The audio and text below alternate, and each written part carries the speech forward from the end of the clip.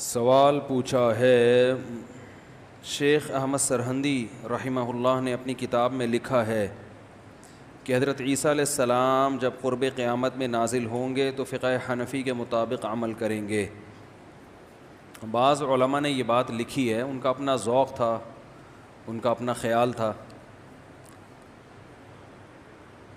یہ بڑے بزرگ تھے شیخ احمد سرہندی رحمۃ اللہ علیہ، ان کی بہت بڑی خدمات ہیں ہندوستان میں،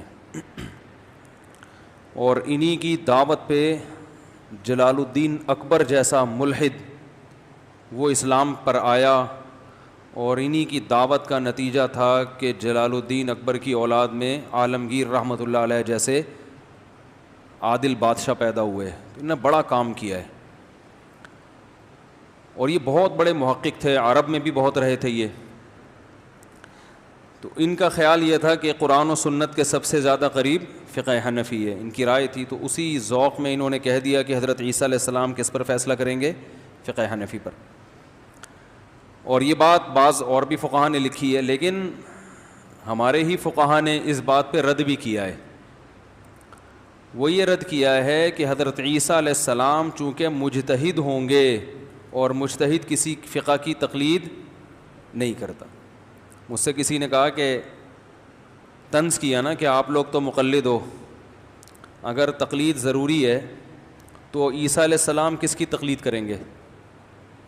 میں نے کہا چلو ایسا سوال پوچھا کہ ہمیں اپنے دعویٰ کا جواب دینے میں، جو دعویٰ ہے نا اس کی دلیل بھی اسی جواب میں ہے۔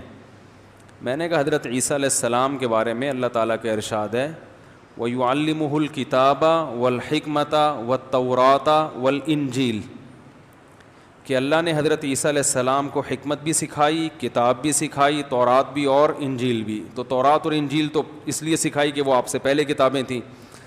الکتاب میں بعض مفسرین نے کہا کہ اس سے مراد قرآن ہے۔ تو قرآن کیوں سکھایا اللہ نے؟ اس لیے کہ آپ قرب قیامت میں قرآن کے مطابق فیصلے کریں گے، ٹھیک ہے نا۔ اس میں حضرت عیسیٰ کی زندگی کا اشارہ بھی ہے، کسی اور پیغمبر کے بارے میں یہ نہیں آتا کہ ان کو الکتاب بھی سکھائی اللہ نے۔ وہ اللہ نے نام مخفی رکھا الکتاب کا نا، اشارہ دے دیا قرآن میں نا، ذالک الکتاب، یہ جو کتاب ہے، لا ریب فیہ، تو الکتاب سے مراد قرآن ہے۔ تو قرب قیامت میں جب نازل ہوں گے تو اسی لیے اللہ نے پہلے سے کیا سکھا دی؟ کتاب، تاکہ قرآن پہ فیصلہ کریں۔ اور قرآن اس وقت تک نہیں آتا جب تک حدیث کا علم نہ ہو۔ اس پر پوری امت کا اجماع ہے کہ حدیث کا علم جس کے پاس نہیں ہے وہ قرآن سمجھ کے گمراہ ہو سکتا ہے۔ تبھی تو منکرین حدیث جو حدیث کو نہیں مانتے وہ قرآن کرتے رہتے ہیں سارا دن، لیکن قرآن کی غلط تشریح کرتے ہیں، اخپل طریقے سے کرتے ہیں تشریح۔ تو قرآن سمجھنے کے لیے تمام حدیثوں کا علم، بولو بھائی، ضروری۔ اس لیے جب اللہ یہ کہہ رہے ہیں کہ اللہ قرآن سکھائے گا تو ضمناً اللہ نے یہ بھی کہہ دیا کہ حدیث بھی، بولو بھائی، سکھائے گا۔ تیسری چیز ہمیں قرآن و حدیث ہی سے پتہ چلتی ہے کہ علم کے لیے صرف قرآن و حدیث کا یاد ہو جانا کافی نہیں ہے، یہ حدیث سے پتہ چلتی ہے۔ نبی صلی اللہ علیہ وسلم کی صحیح حدیث ہے، آپ نے فرمایا بلغوا عنی ولو آیا، جو مجھ سے سنو آگے پہنچا دو۔ فرب حامل فقہ یا رب حامل فقہ غیر فقیہ، بہت سے لوگ بات جانتے ہیں اس کا مطلب سمجھتے نہیں ہیں۔ اور رب مبلغ اوعى من سامع، یہ بھی ہے کہ بہت سے لوگ ایسے ہیں جنہوں نے جب سنا نا وہ اتنا نہیں اس کو جاننے والے جتنا آگے جس کو پہنچائیں گے وہ جان لے گا۔ تو اس میں آپ صلی اللہ علیہ وسلم نے امت کو دو حصوں میں ڈیوائیڈ کیا ہے۔ ایک وہ جو صرف حدیث کے ظاہر کو جانتے ہیں، حدیث کا حقیقی مفہوم نہیں جانتے۔ دوسرے وہ جن کو اللہ نے یہ صلاحیت دی ہے کہ وہ حدیث کی گہرائی میں گھس کے اس کا حقیقی مفہوم بھی جانتے ہیں۔ یہ جو ہمارے اہل حدیث بھائی کہتے ہیں نا کہ بس ہر آدمی حدیث پر عمل کرے اور جو جس کے سامنے حدیث پہنچی عمل کرے، ہم یہ کہتے ہیں نا نا نا نا نا، اس کا مطلب مجتہدین سے بولو بھائی پوچھے، کیونکہ حدیث یہ والی حدیث پر بھی عمل کرو نا پھر بھائی، نبی تو فرما رہے ہیں کہ بسا اوقات جس کے پاس حدیث ہوتی ہے غیر فقیہن، فقہ کا مطلب وہ سمجھتا نہیں ہے، تو امت میں دو طبقے ہیں، ایک سمجھنے والے اور ایک نہ سمجھنے والے. قرآن سے بھی ثابت ہے یہ. قرآن سے بتاؤں کہاں ثابت ہے؟ قرآن میں اللہ کا ارشاد ہے وَلَوْ رَدُّوهُ إِلَى الرَّسُولِ وَإِلَىٰ أُولِي الْأَمْرِ مِنْهُمْ لَعَلِمَهُ الَّذِينَ يَسْتَنبِطُونَهُ مِنْهُمْ. فرمایا جب بھی کوئی خبر ان تک پہنچتی ہے یہ اسے پھیلا دیتے ہیں. یہ ہر قسم کی خبروں کے بارے میں ہے. فرمایا اگر یہ اللہ اور اس کے رسول کی طرف اور اولو الامر کی طرف لوٹائیں تو اولو الامر کیا کریں گے کہ جو لوگ اس خبر کی حقیقت کو جانتے ہیں وہ استنباط کر کے بتا دیں گے. تو یہاں بھی یہ پتا چلا کہ کچھ لوگ خبر کے ظاہر کو دیکھتے ہیں. حدیث بھی ایک خبر ہے بھائی، نبی نے یوں فرمایا، یہ بھی ایک خبر ہے نا. کوئی بھی خبر ہو، میں نے بھی بتایا نا وبا کے بارے میں جو خبریں پھیل رہی ہیں اس کے ایکسپرٹ ڈاکٹر ہیں. یہاں اولو الامر کون ہے؟ ڈاکٹر. ڈاکٹروں سے پوچھا جائے گا صحیح ہے غلط ہے، کتنی خطرناک ہے نہیں ہے، یہ کیا ہے. یہ علماء سے نہیں پوچھا جائے گا. تو اولو الامر کا مطلب جو خبر ہے نا اس کے ایکسپرٹ، جیسی خبر ہے اس کے ماہرین سے. خربوزہ ٹھنڈا ہوتا ہے گرم ہوتا ہے، یہ کون بتائے گا؟ حکیم بتائیں گے نا. پتہ نہیں کیا ہو گیا آپ لوگوں، پھر ویسے ہی ہو گیا جیسے چھوڑ کے گیا تھا میں. انڈا گرم ہے کہ ٹھنڈا؟ یہ گرم ٹھنڈا کس کی فیلڈ ہے؟ حکیموں کی فیلڈ ہے. وہ بتائیں گے بھائی یہ کیا ہے، صحیح ہے کیوں ہوگا کہ نہیں ہوگا. تو جو بھی جس کا ایکسپرٹ ہوتا ہے نا وہ بتائے گا. تو اسی طرح حدیث کے کچھ ایکسپرٹ ہوتے ہیں، قرآن کے کچھ ایکسپرٹ ہوتے ہیں. آپ صلی اللہ علیہ وسلم نے فرمایا جس نے قرآن سیکھنا ہو عبداللہ بن مسعود سے سیکھے. یہ کیوں نہیں فرمایا خود پڑھے؟ اور یہ جن لوگوں کو آپ فرما رہے ہیں وہ عربی جانتے تھے، ان کو اور کچھ پڑھنے کی ضرورت نہیں تھی، لیکن پھر وہ بھی کنفیوز ہوتے تھے قرآن سمجھنے میں. تو آپ نے فرمایا کہ حلال و حرام کا علم سب سے زیادہ معاذ ابن جبل کے پاس ہے. یمن کا گورنر بنا کے بھیجا آپ صلی اللہ علیہ وسلم نے، اور آپ نے فرمایا تم ان لوگوں میں کیسے فیصلہ کرو گے؟ تو انہوں نے فرمایا یا رسول اللہ میں اللہ کی کتاب سے قرآن میں دیکھوں گا. فرمایا اگر قرآن میں نہ ملے فرمایا حدیث میں دیکھوں گا. فرمایا پھر بھی نہ ملے فرمایا اپنی رائے سے اجتہاد کروں گا. آپ نے فرمایا الحمدللہ الذی وفق رسول اللہ بما یحب ویرضی. تمام تعریفیں اس اللہ کے لیے جس نے اپنے رسول کے رسول، یعنی میں تو اللہ کا رسول اور میرے قاصد ہی ہے، اپنے رسول کے رسول کو اس چیز کی توفیق دی جس پر وہ راضی. آپ نے یہ نہیں فرمایا کہ تم جب ان کے پاس جاؤ تو تم خود فیصلہ نہ کرنا، تم ان کو قرآن پکڑا دینا ہے بھائی اور حدیث سنا دینا، فیصلے وہ خود کرتے رہیں گے. نہ نہ نہ نہ نہ فرمائے نہیں، لوگوں کو ایسے بے لگام چھوڑنے کی اجازت نہیں ہے، فیصلہ تم نے کرنا ہے کیونکہ تم ان سے زیادہ قرآن بھی جانتے ہو، حدیث بھی، اور فیصلے کی صلاحیت بھی، اجتہاد جسے کہتے ہیں.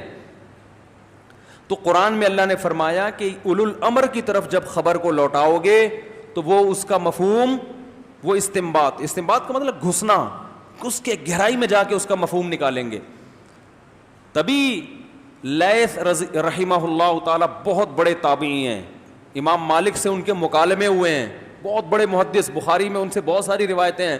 وہ فرماتے ہیں الحدیث مضلۃ الا لأہلھا، حدیث سراسر گمراہی ہے سوائے ان لوگوں کے لیے جو حدیث سمجھنے کی صلاحیت رکھتے ہیں. ان کے الفاظ دیکھو، فرماتے ہیں حدیث کیا ہے؟ سراسر، مضلہ مبالغہ کا صیغہ ہے، گمراہی ہے سوائے ان لوگوں کے لیے جو حدیث سمجھنے کی صلاحیت رکھتے ہیں. اب آپ کہیں گے واہ واہ واہ، حدیث تو ہدایت ہے. ممکن ہے کچھ لوگ فوراً میرے خلاف کلپ بنائیں اور وہ تمام احادیث جن میں نبی صلی اللہ علیہ وسلم کو ہادی کہا گیا اور حدیث کو صحیح رہنمائی کرنے والا کہا گیا، وہ میرے خلاف کلپ بنا دیں کہ حدیث تو ہدایت ہے اور مفتی صاحب حوالے پیش کر رہے ہیں کہ یہ کیا ہے؟ گمراہی. تو یہ ایسا ہی ہے جیسے قرآن میں آتا ہے یضل بہ کثیرا ویہدی بہ کثیرا. قرآن سراسر ہدایت ہے یا نہیں؟ لیکن اللہ فرماتے ہیں اسی قرآن سے میں بہت سے لوگوں کو گمراہ کر دیتا ہوں. تو حدیث یقیناً ہدایت ہے، لیکن ناقص فہم جو آج کل کے مارکیٹ میں جس قسم کے لوگ چل رہے ہیں نا، یہ اگر اخپل طریقے سے حدیث کو سمجھیں گے تو یہ حدیث سراسر کیا بن جائے گی؟ انہی کو تباہ کر دے گی، گمراہ کر دے گی. تو یہ حدیث کا قصور نہیں ہے، آپ کی فہم کا قصور ہے. شاعر نے کہا ہے کم من قائل قولا صحیحا وآفتہ من الفہم السقیم. بہت مرتبہ کہنے والے کی بات بڑی خاندانی ہوتی ہے, لیکن اس خاندانی بات سے جو تباہی پھیلتی ہے وہ سننے والوں کی سمجھ کی وجہ سے, ان کی کھوپڑی میں بات سمجھنے کی صلاحیت نہیں ہوتی. تو بجائے بات سے فائدے کے بجائے کیا ہوتا ہے, نقصان. تو وہ بات کا قصور نہیں ہوتا. آج جتنی فرقواریت پھیل رہی ہے قرآن و حدیث سے پھیلائی جا رہی ہے کہ نہیں پھیلائی جا رہی؟ بولو نا. ہر آدمی کا نیا چینل, نیا فرقہ, نئی بات, سب قرآن حدیث. تو یہ قرآن و حدیث فرقواریت پھیلا رہا ہے بھائی؟ نا نا نا نا نا, آپ کی کھوپڑی فرقواریت پھیلا رہی ہے, کیونکہ قرآن و حدیث جو اہل نہیں تھے ان کے حوالے کر دیا گیا ہے. پراپر علم حاصل کرنا اس کے لیے ضروری شرط نہیں رہا. تو میڈیکل سائنس کی کتابیں جب پکوڑے والے کو پکڑا دو گے اور وہ اس کو بولو گے کتابیں پڑھ پڑھ کے علاج کرو, تو جو میڈیکل سائنس کا حشر ہوگا وہ آج کس کا حشر ہوا ہوا ہے؟ کس کا حشر ہوا ہوا ہے؟ قرآن و حدیث.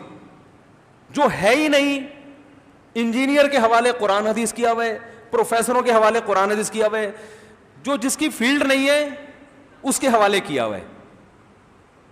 سمجھ رہے ہو؟ اور جب ہم کہتے ہیں کہ آپ کی فیلڈ نہیں ہے, آپ یہ فالٹ کر رہے ہو, تو کہتے ہیں اس کا جواب دو. ہم کہتے ہیں جواب دینے کے لیے بھی تیار ہیں, سامنے بیٹھو. سامنے نہیں بیٹھتے, اپنے نمائندے کو بھیج دیتے ہم, وہ آپ کے سامنے سوال پڑھ کے سنائے گا.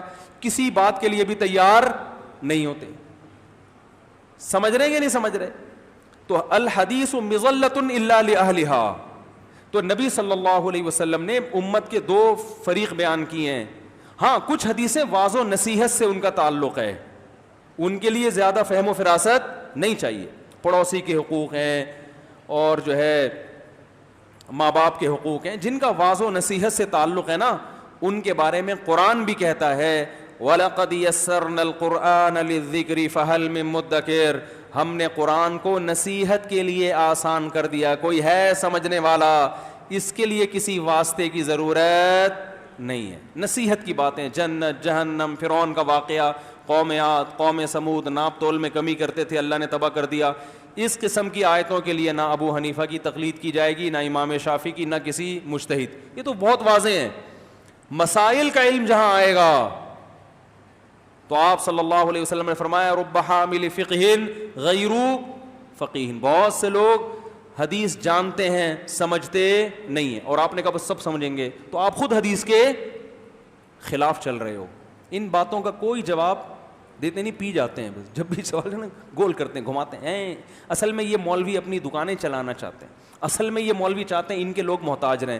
میڈیکل سائنس کے بارے میں کوئی یہ نہیں کہتا کہ اصل میں یہ ڈاکٹر یہ چاہتے ہیں کہ لوگ ہمارے محتاج رہیں. کچھ ڈاکٹروں کو برا بلا کہیں گے تو کچھ کو صحیح بھی کہیں گے, ایسا ہے نا. سب کو برا اس لیے نہیں کہتے کہ اپنا علاج جب کرانا ہوگا تو کس سے کرائیں گے؟ ڈاکٹروں کو. دو چار کو مستثنا کر دیتے, ہاں وہ پٹیل پاڑے پہ جو رہتا ہے وہ اچھا ہے, لیکن چونکہ دین کی ویلیو نہیں ہے اس لیے سارے مولوی کیا ہو گئے؟ غلط. کیونکہ دین پہ چلنا نہیں ہے تو سارے غلط ہو گئے. یار سارے سیاستدان غلط نہیں ہوتے, سارے ڈاکٹر غلط نہیں ہوتے, سارے انجینئر غلط نہیں ہوتے, تو سارے مولوی کیوں غلط ہو گئے؟ یہ دین اتنا لاوارث ہے کہ اللہ تعالیٰ نے میڈیکل سائنس کی حفاظت کر لی, انجینئرنگ کے علم کی حفاظت کر لی, مگر جو دین کے جاننے والے علماء ہیں ان کو اللہ نے سب کو گمراہ ہونے دے دیا. یہ تو اسلام پہ بہت بڑا اعتراض ہے. وہ سیکھنے کے لیے کسی اور کا محتاج بنا دیا ہمیں. تو اس لیے یہ خوب ذہن میں رکھیں کہ اللہ کے نبی نے کیا فرمایا کہ رب حامل فقہ, اور ناصر البانی نے اس حدیث کو صحیح قرار دیا ہے, یہ بھی ذہن میں رکھیں.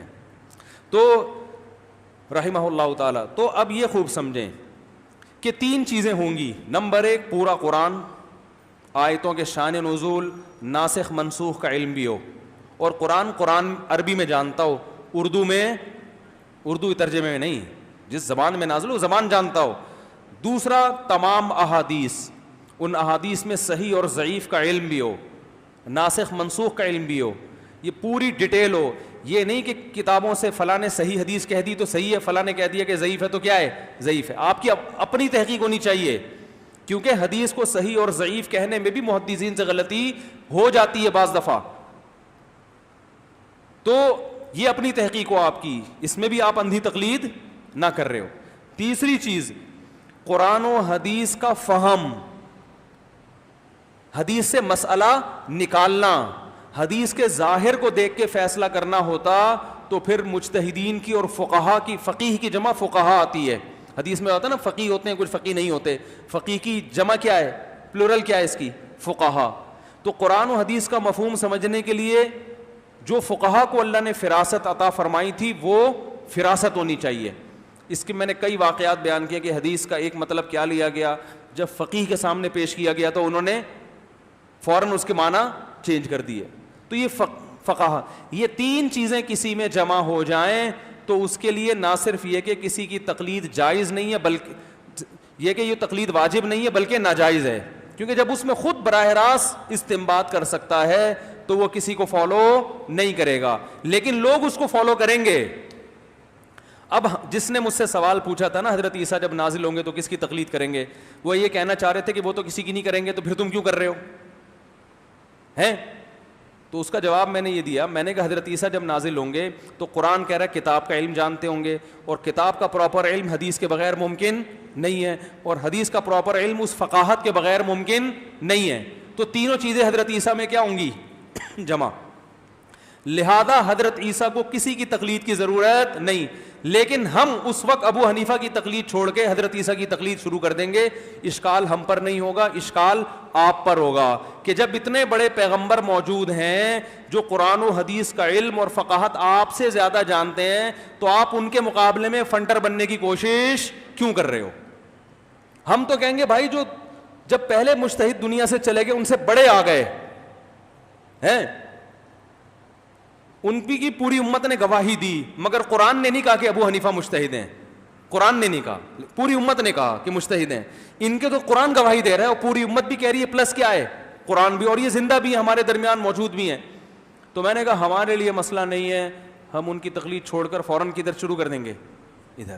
مسئلہ آپ کے ساتھ ہوگا اگر آپ اس وقت عیسیٰ علیہ السلام کی رائے کے خلاف چلیں گے کہ میری تحقیق ہے، جلد نمبر یہ، حدیث نمبر یہ، تو حضرت عیسیٰ یہودیوں سے بعد میں مقابلہ کریں گے، آپ کو آپ کی تحقیق سمیت پہلے مارکیٹ سے شارٹ کریں گے. تو ہمارے تو مسئلہ نہیں ہے بھائی، ہم تو اپنے کم علمی کا اعتراف کرتے ہیں. ہم تو کہتے ہیں حدیث ادھر بھی ہے ادھر بھی ہے، رفع الیدین کی بھی ہے، نہ کرنے کی بھی ہے. کرنے کی حدیثیں اس لیے زیادہ ہیں کہ جو کام کیا جاتا ہے اس کا تذکرہ کیا جاتا ہے، نہ کرنے والے کا تذکرہ کیا نہیں جاتا. لیکن پھر بھی ہم مانتے ہیں وہ بھی ہیں یہ بھی ہیں.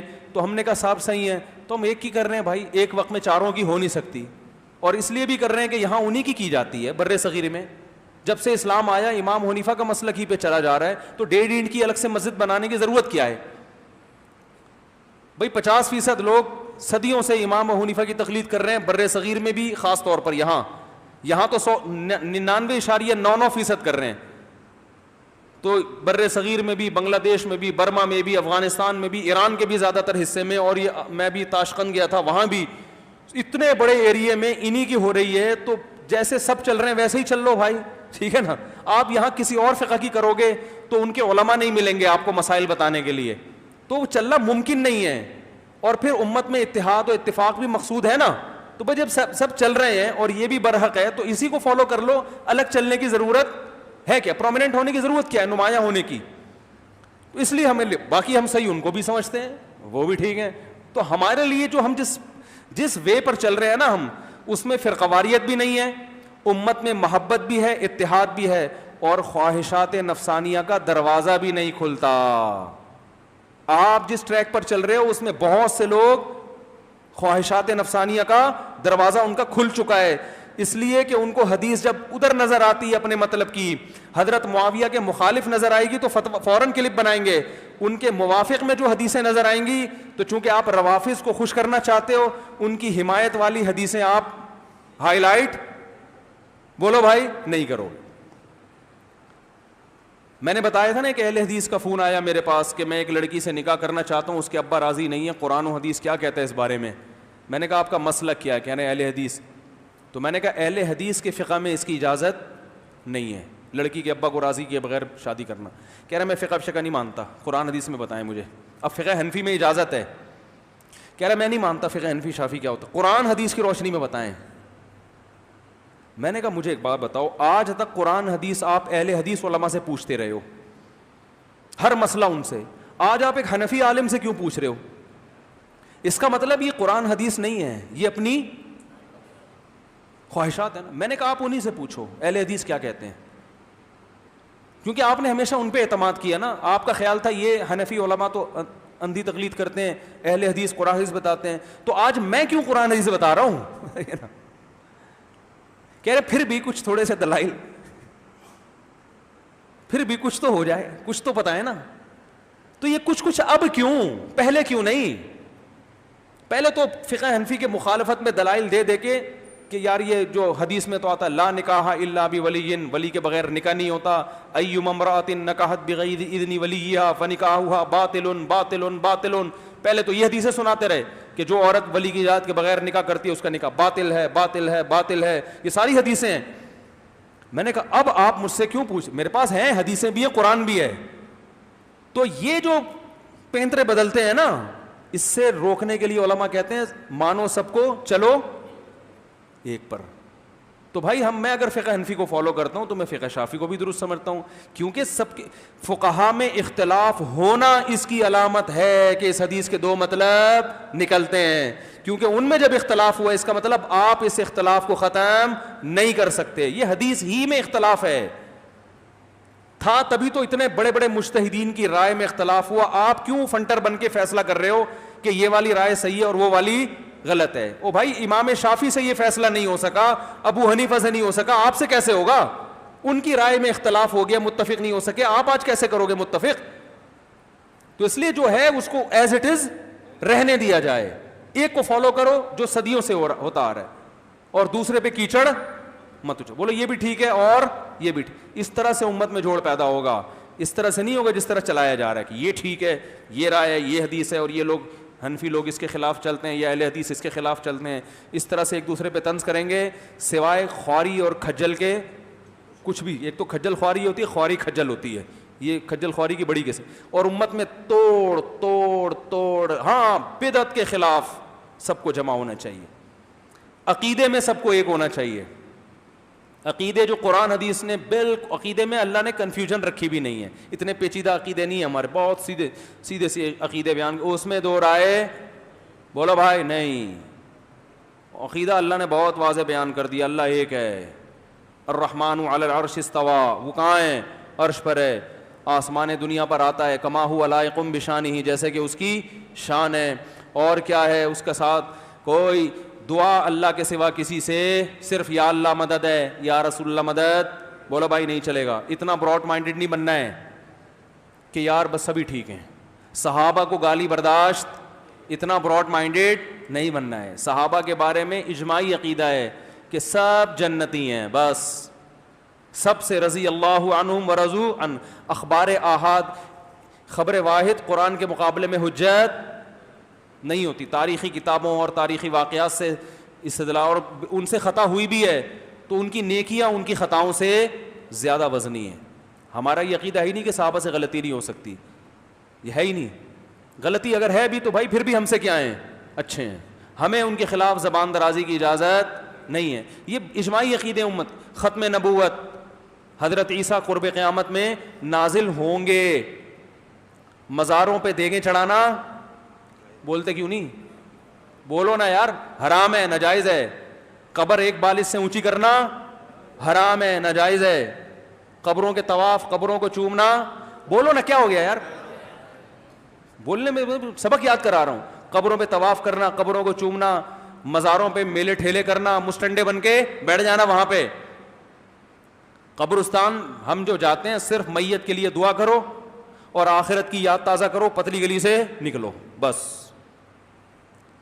وہاں شب برات والے دن کیسے قبرستانوں پہ کیا پروگرام چل رہے ہوتے ہیں, سب غلط ہے. قبرستان میلے ٹھولے کی جگہ نہیں ہے. قبر پہ سجدہ کرنا حرام ہے. اسی طرح یہ کنڈے, نظر و نیاز, یہ جو چل رہا ہے آج کل, صدقات و خیرات ہے بھائی اسلام میں, بس چپکے سے غریب کو دیا, پتلی گلی سے نکل لیے. کبھی کبھار لوگوں کو دکھا کے کھلاؤ تاکہ لوگوں کو بھی ترغیب ہو, بس. سرن و علانیتن, اللہ فرماتے ہیں ہمارے نیک لوگ دکھا کے بھی خرچ کرتے ہیں اور چھپا کے بھی. بکروں کو بھیٹ نہ چڑھاؤ, صدقے کے بکرا نہیں ہوتا کچھ بھی, صدقہ ہوتا ہے. پیسے ویسے دے دو, صدقے کے بکرے پہ اشکال ہوگا تو میرا کلپ سن لینا. تو ماں باپ کی خدمت کرنی ہے, یہ قرآن کا حکم ہے. اسی طرح یہ جو بدعات ہیں, جو تیجا, 40واں, اور وہ فلانے کے کل شریف ہو رہے ہیں تو فلانے کے نام پہ کل شریف ہو رہے ہیں, پتہ نہیں کس قسم کی نکالے میں لوگوں نے. صحابہ تو نہیں کرتے تھے بھائی یہ ساری چیزیں, تو سیدھے سیدھے انسان کے بچہ بن کے چلے آدمی. تو بدعتوں سے اجتناب کرنا ہے. میرے ریلیٹیوز میں بہت سے اہل حدیث بھی ہیں, بڑے تمیز سے ملتے ہیں, بات کرتے ہیں, وہ فروعی مسائل کو نہیں چھیڑتے, حقیقت ہے. تو مجھے بڑے اچھے لگتے ہیں کہ یار بیسک چیزوں پہ اچھالو. یہ رفع الیدین نہیں ختم ہو سکتا. یہ جو رفع الیدین کے بغیر نماز ہے نا, 50% امت مسلمہ آج بھی رفع الیدین کے بغیر نماز پڑھتی ہے. اس پہ ساری صلاحیتیں لگا دو گے نا, 4-6 لوگ آ جائیں گے, باقی 50% ایسے ہی رہیں گے. اور یہ اہل سنت ہیں, یہ کوئی شیعہ رافضی تھوڑی ہیں, ان کو آپ گمراہ تھوڑی قرار دے سکتے ہو. یہ وہی فرقہ ناجیہ میں ہیں جن کو نبی نے جنتی کہا ہے. حنفی ہو, شافعی ہو, مالکی ہو, حنبلی ہو, جو ایک فرقہ جنت میں جائے گا نا, سب اسی میں داخل ہیں, کیونکہ انہی کو نکال دیا تو بچے گا کیا. تو آپ رفع الیدین کرو اگر آپ کا دل کہتا ہے, لیکن یہ کہو کہ جو نہیں کرتے وہ سنت کے خلاف ہیں, یہ نہیں چلے گا. یہ مارکیٹ میں ایکسیپٹ نہیں ہوگی یہ چیز. چند لوگوں کو دیکھ کے آپ یہ متاثر نہ ہو کہ اتنے لوگ آ گئے. بھائی آبادی کا اتنا ریشو ہے کہ اگر روزانہ 100 بھی آ رہے ہیں نا تو 1000 سال لگ جائیں گے پوری امت کو لانے پر. تو چھوڑ دو یہ فکر. یہ نماز اگر نبی سے ثابت نہ ہوتی, خدا کی قسم 50% سے زیادہ امت کو اللہ رفع الیدین چھوڑنے والا نہ بناتا. اتنی بڑی بدعت پہ اتنے سارے لوگ تھوڑی جمع ہوتے. لوگ کہتے ہیں اتنے شیعہ بھی تو ہیں دنیا میں, اتنے رافضی بھی تو ہیں. بھائی وہ رافضی ہیں, ان کو کیوں جوڑ رہے ہو؟ وہ رافضی ہیں, وہ تو صحابہ کو نہیں مانتے, بہت ساری قرآن و حدیث کی نصوص کا انکار کرتے ہیں. ہم تو ابو حنیفہ کو مانتے ہیں جو چاروں اماموں میں سے ایک ہے, اہل سنت والجماعت کے بڑے امام سمجھے جاتے ہیں, جن کو آدھی سے زیادہ دنیا نے فالو کیا اور بڑے بڑے محدثین نے فالو کیا. وکی ابن جراح کا نام سنا ہے؟ جرح و تعدیل کے امام ہیں. امام بخاری کے بہت احترام سے ان کا نام لیتے ہیں. جب حدیث پہ جرح ہوتی ہے نا کہ یہ راوی صحیح ہے, یہ غلط ہے, وکی ابن جراح کا نام لیا جاتا ہے. یہ امام حنیفہ کے قول پہ فتویٰ دیا کرتے تھے. سمجھ رہے ہو؟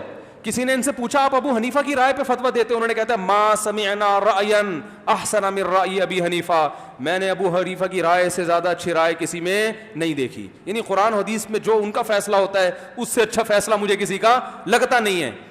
اتنے بڑے بڑے, عبداللہ بن مبارک نے پوری نظم لکھ دی ابو حنیفہ کی شان میں. اتنے بڑے محدثین ہیں, کیا یہ بھی گمراہ تھے؟ امام حنیفہ کے بارے میں عبداللہ بن مبارک نے کیا کہا؟ رأیت ابا حنیفہ کل یوم یزید نبالۃ و یزید علما, میں جب بھی ابو حنیفہ کو دیکھتا ہوں مجھے لگتا ہے کہ ان کے علم اور ان کی ذہانت میں پہلے سے زیادہ اضافہ ہو گیا ہے. وَيَنْطِقُ بِالصَّوَابِ وَيَسْتَفِيهِ اِذَا مَا قَالَ أَهْلُ الْجَوْرِ جَوْرًا, جب ظالم لوگ غلط بات کرتے ہیں تو اس میں صحیح بات کا انتخاب کون کرتا ہے؟ ابو حنیفہ کرتے ہیں. اور کفانا فقد حماد وکانت مصیبتنا به امرا کبیرا, حماد الکوفی بخاری کے ایک راویوں میں سے ہیں, بہت بڑے محدث تھے, فقیہ تھے. ان کا جب انتقال ہو گیا, کہہ رہے ان کی موت ہمارے لیے ایک بہت بڑی مصیبت تھی, لیکن ابو حنیفہ نے ان کی وجہ سے جو علم کا ایک خلا پیدا ہوا تھا, اس خلا کو کس نے پورا کر دیا؟ ابو حنیفہ نے. فرد شماتۃ الاعداء عنا وابدا بعدہ علما کثیرا, جو اسلام دشمن قوتیں اسلام کے خلاف جو دلائل کی دنیا میں جو کچھ غلط پروپیگنڈا کر رہے تھے, ابو حنیفہ نے اس کا جواب دے کے اس پروپیگنڈے کو ہم سے دور کر دیا, اور حماد الکوفی کے بعد علم بہت زیادہ پھیلا دیا انہوں نے. تو بہت اس سے بھی آگے مزید اشعار گئے. تو ایک ایسے فقیہ کو ہم فالو کر رہے ہیں بھائی, تو یہ اور اتنی بڑی امت فالو کر رہی ہے, اور آپ ایک رفع الیدین نہ کرنے سے ان کو کہیں یہ سارے کیا ہیں؟ گمراہ ہیں. اور امام ترمذی نے کیا لکھا؟ رفع الیدین نہ کرنے کی حدیث جب لکھی تو نیچے لکھا وَبِهِ يَقُولُ غَيْرُ وَاحِدٍ مِّنْ أَهْلِ الْعِلْمِ مِنْ أَصْحَابِ النَّبِيِّ صلی اللہ علیہ وسلم.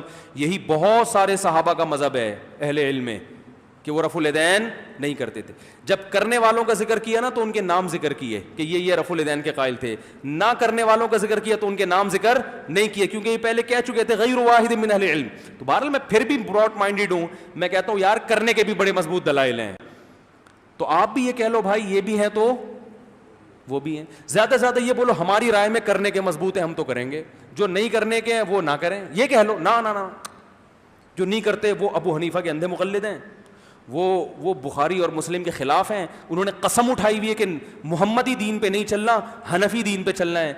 اس سے آگ لگنے کے علاوہ کچھ بھی حاصل بولو بھائی نہیں ہو. اور کل آپ نے ہمارا ہی محتاج بننا ہے, کیونکہ میدان جنگ میں بھی کون, جہاد میں بھی کون آگے ہے؟ بولو بھائی, ہم ہیں. ہر جگہ تو ہم لڑ رہے ہیں. افغانستان میں کون لڑ رہا ہے؟ بولو بھائی. ترک میں کس کی خلافت کی قیام کی باتیں ہو رہی ہیں؟ تو بہت ساری جگہوں پہ آپ کو آج بھی تبلیغی جماعت میں کون ہے؟ بولو نا, کیا ہو گیا؟ ختم نبوت پہ جو سب سے بڑی تحریک ہے وہ کس کی ہے؟ وہ بھی ہماری ہے. میں پھر بھی مانتا ہوں آپ کے بھی بہت کام ہے, میں ان لوگوں میں سے نہیں ہوں کہ میں کہوں آپ کچھ کر ہی نہیں رہے. نا بھائی, آپ بھی بہت کچھ کر رہے ہیں. بدعت کے خلاف آپ کا بہت کام ہے, عقائد کی تصحیح میں بہت بڑی خدمت ہے آپ کی, لیکن جو جن کی اس سے بھی 10 گنا بڑی ہے ان کی خدمت کا اعتراف تو کرو میرے بھائی. تو اس لیے یہ اتنا اہم مسئلہ نہیں ہے, اس کو بلا وجہ بنا دیا گیا ہے. اللہ عقل عطا فرمائے. تو یہ سوال کا جواب ہو گیا. حضرت عیسیٰ علیہ السلام کس, شیخ احمد سرہندی نے لکھا ہے حضرت عیسیٰ علیہ السلام حنفی ہوں گے. ہماری رائے میں ایسا نہیں ہے, یہ ان کا اپنا ذوق تھا. ہماری رائے میں وہ کیا ہوں گے؟